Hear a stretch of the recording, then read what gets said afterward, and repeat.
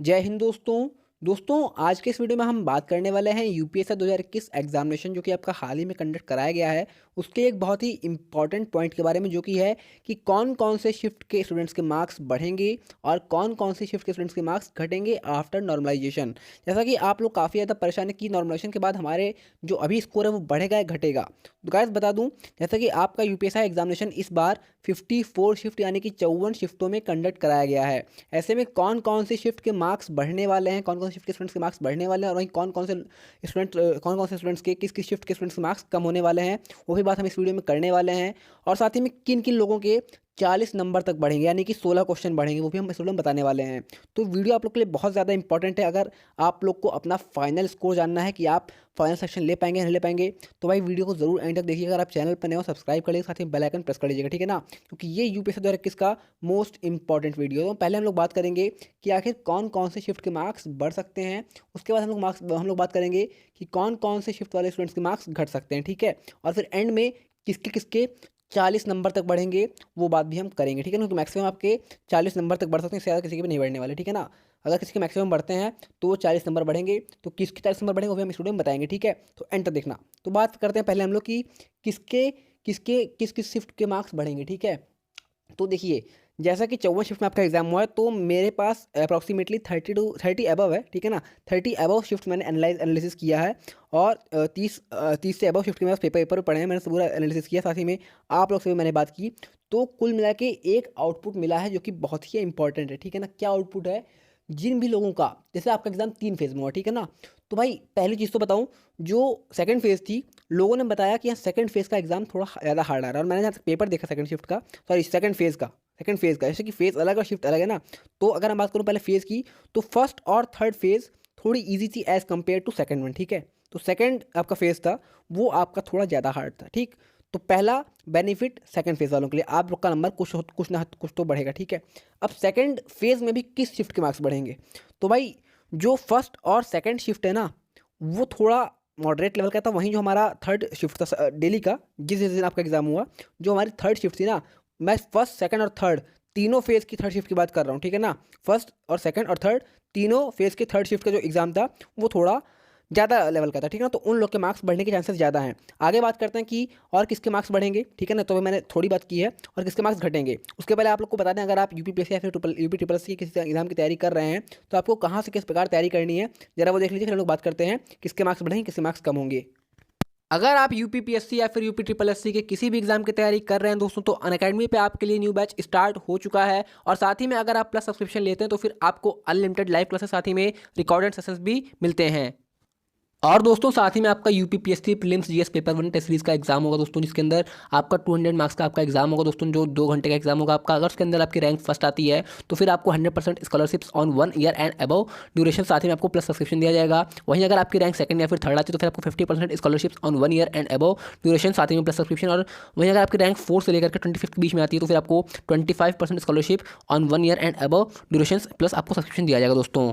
साथ ही में दोस्तों लक्ष्य यूपीपीएससी 2023 के लिए 9 फरवरी से 12 महीने में प्रारंभिक तथा मुख्य परीक्षा की पूर्ण तैयारी के लिए बैच स्टार्ट हुआ, तो आप इसका सब्सक्रिप्शन भी जरूर ले लीजिएगा। और दोस्तों साथ ही में आपका करंट अफेयर्स बूस्टर चले, इसका टाइम दोस्तों रात में 8 बजे का दोस्तों, इसकी लिंक आपको इस वीडियो के डिस्क्रिप्शन में मिल जाएगी। साथ ही में दोस्तों आपका जो विजय भवा बैच है, daily mains answer writing to help UPPSC mains exam 2021 के लिए दोस्तों, इसके लिए भी आप डिस्क्रिप्शन में लिंक मिल जाएगी, वहाँ से आप जाकर इसको एनरोल कर सकते हैं। साथ ही में दोस्तों यूपीपीएससी प्रीलिम्स एग्जामिनेशन की तैयारी का दोस्तों आपको सारथी बैच चल रहा है अनअकैडमी पे, जो कि आपको प्लस सब्सक्रिप्शन के साथ में मिलने वाला है।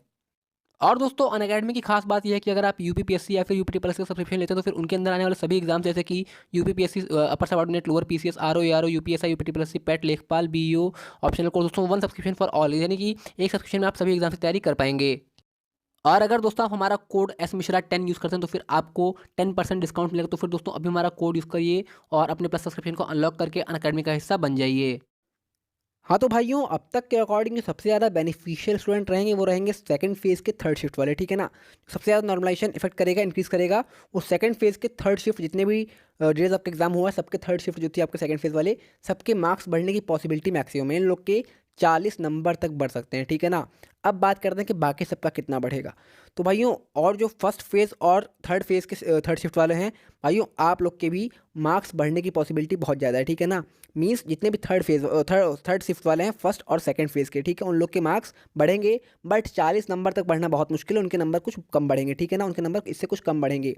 वहीं अगर आप फर्स्ट और सेकंड शिफ्ट के हैं, हाँ, तो आप लोग का जो पेपर था भाई वो ईजी टू मॉडरेट था, ठीक है, ईजी टू मॉडरेट था। जहाँ तक मैंने एनालिसिस किया और साथ ही में आप लोग से मैंने बात की, तो वो ईजी टू मॉडरेट था। तो आप लोग के इतने नंबर बढ़ने की तो उम्मीद नहीं है। साथ ही में जहाँ तक सवाल उठता है, आप लोग पूछ रहे हैं कि क्या नंबर कम भी हो जाएंगे, तो भाई जहाँ तक मैं बताऊँ पेपर के अकॉर्डिंग ना, भाई कम होने का मेरे ख्याल से किसी का भी कम नहीं होगा, जहाँ तक चाहता भी ऐसा हूँ और साथ ही में देख भी रहा हूँ ऐसा, ठीक है ना, क्योंकि एनालिसिस किया मैंने अच्छे से। तो बता रहा हूँ कि कोई भी एग्ज़ाम भैया हलवा नहीं था, हलवा तो कुछ भी नहीं था कि यहाँ खा लोगे। तो नंबर कब कम होगा? जब ईज़ी हो और कट जाए। जब पेपर ईज़ी आया ही नहीं है, मॉडरेट लेवल आपका एग्ज़ाम आया है, मॉडरेट टू ईज़ी आया है, तो ऐसे में भाई नंबर कम नहीं होगा, ठीक है? नंबर कम होना बहुत मुश्किल है। जिसका है उसका उतना ही रही हो सकता है, 1 को नंबर बढ़े ना ये हो सकता है, पर नंबर कम होने की पॉसिबिलिटी मतलब बहुत कम है, ठीक है? नंबर आपके कम होने के चांसेस बहुत ज़्यादा कम है और हो सकता है वही रहे आपका स्कोर फर्स्ट शिफ्ट का और सेकंड शिफ्ट का, ठीक है ना? लेकिन जो थर्ड शिफ्ट वाले उनको थोड़ा बेनिफिट मिलेगा और वहीं अगर फर्स्ट शिफ्ट सेकंड शिफ्ट है तो भाई 4 से 5 क्वेश्चन बढ़ेंगे हो सकता है, ठीक है? 15-20 नंबर पा जाओगे बढ़ा करके, नहीं तो मैक्सिमम पॉसिबिलिटी कि आपके जितना स्कोर है उतना ही रहेगा। हाँ, तो एक बात और कि आप लोग का एक बहुत ज़्यादा डाउट आ रहा है कि क्या ये कितने नंबर तक बढ़ेगा, कितने नंबर तक मैक्सिमम बढ़ेगा? तो भाई देखिए, पहली बात तो 40 नंबर तक आपको पता है दिल्ली पुलिस का एग्जाम 100 मार्क्स का होता है, तो एक बंदे का 58 नंबर से 68 नंबर हो जाता है, यानी कि 10 नंबर बढ़ गया 100 नंबर के एग्जाम में, यानी कि 10% बढ़ा। तो आपका पेपर 400 नंबर का, तो 10% 40 नंबर हुआ। 40 नंबर तक बढ़ सकता है किसका? सेकंड फेज़ के थर्ड शिफ्ट सभी डेज, ठीक है? तो इतने लोगों का 40 नंबर तक बढ़ सकता है। जो भी हो प्लीज़ कमेंट करना कि हाँ मैं सेकंड फेज़ के थर्ड शिफ्ट का हूँ, ठीक है?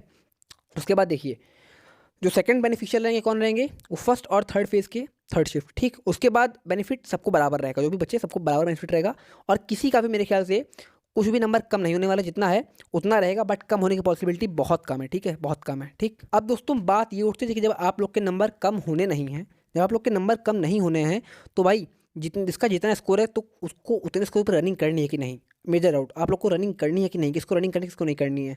तो भाइयों, मैंने अपने चैनल पे ऑलरेडी कट ऑफ वाला वीडियो अपलोड कर दिया है कि कि कैटेगरी वाइज कट ऑफ क्या जाने वाली है। अगर आपने वो वीडियो नहीं देखा हो अभी तक कि कैटेगरी वाइज क्या कट ऑफ जाने वाली है रनिंग के लिए, तो भाई अभी जाकर वीडियो देख लेना, आपको मेरे चैनल में मिल जाएगा।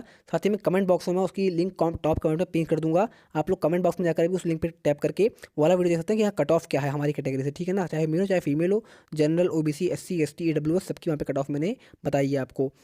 तो कट ऑफ देख लेना भाई, उसके अकॉर्डिंग आप लोग रनिंग कंटिन्यू करें, क्योंकि आपके मार्क्स कम होने की पॉसिबिलिटी बहुत कम है और बढ़ने की पॉसिबिलिटी बहुत ज़्यादा है। तो अगर आपके 2-4 नंबर कम भी है ना, तो भी आप अपने अपने को सेफ जोन में समझना। क्यों? क्योंकि नॉर्मलाइजेशन से मार्क्स बढ़ेंगे, ऐसे में आप सेफ हो सकते हैं।